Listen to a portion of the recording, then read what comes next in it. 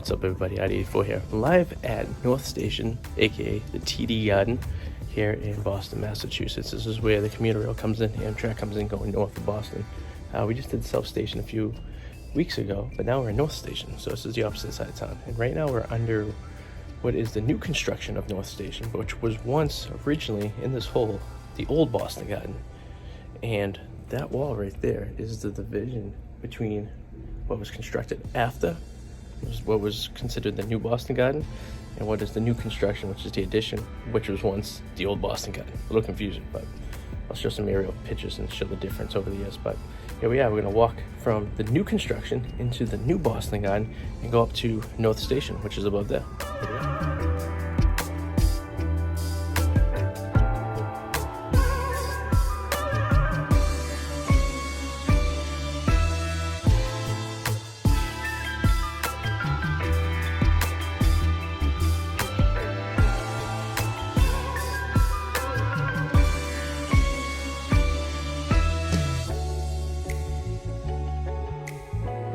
So we're outside of TD Garden now. We're going to do some shots from the outside. I can show you how the building has changed over the years, but if you look at some of the old videos, we'll put them at the end of the construction of this phase. But right now we're walking what was through the old Boston Garden, which is the new construction from the new Boston Garden.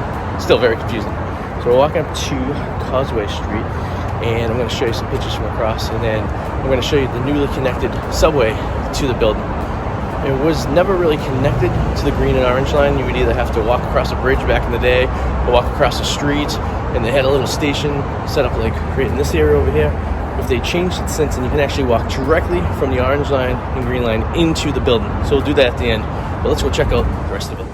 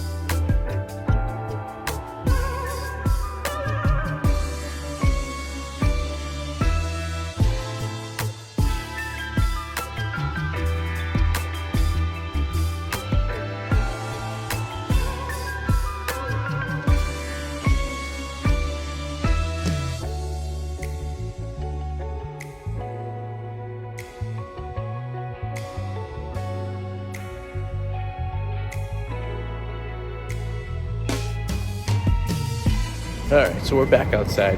I walked through briefly the new courtyard they installed in there. That was supposed to open like a year ago because of the pandemic. It kind of was delayed. But basically that courtyard, you can go and grab food court rather, before the game if you're waiting for a train and stuff. Before that, they only had like a McDonald's and Dunkin' Donuts in there. So now they have a little bit of variety. The problem is you're going to need a vaccine to dine in Boston. but they're all fast food. So I guess you need a vaccine to sit at one of those tables. So there was some markers on the tables. Or to grab a beer at the bar real quick. Doesn't make much sense, because I could just walk in there with no vaccine and grab food and eat it as I'm walking. And that makes no sense. But that's the rules, and I guess it is what it is. But so that's the outside of the garden. We've seen the inside where the trains come in. There's a lot of homeless people that hang out there, like mini train stations. And you see all the trains going towards the north for the commuter rail and Amtrak. But we're in the courtyard right now. This courtyard was kind of built, and there's a couple restaurants down here. So we're actually going to grab some food, a tasty burger, and then I'm going to grab that. I'm going to go walk the path to the orange and green line that was recently connected and check that out, and then we'll take off. But so far this has been the tour. We haven't, obviously the Celtics and Bruins play here. So we're not going to go up into the actual playing area, but this is just the train station basically. And you probably noticed when we were walking through in the beginning of this video, you've seen a big circle on the outside. That's the original center ice of the old garden, which is now located where new construction is. That wall we walked through, so very interesting. All right, so let's grab some lunch and hit the train.